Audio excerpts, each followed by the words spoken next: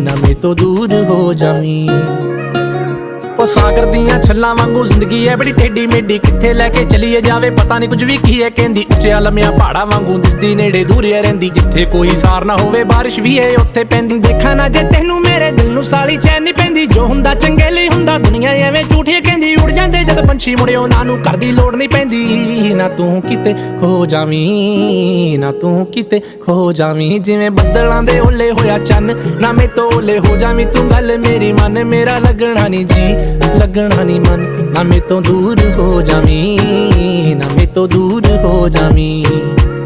ओ जिवें बदलां दे ओले होया चन्न, ना मैं तो ओले हो जावी। तू गल मेरी मन, मेरा लगना नहीं जी मेरा लगना नहीं मन, ना मैं तो दूर हो जावी, ना मैं तो दूर हो जावी।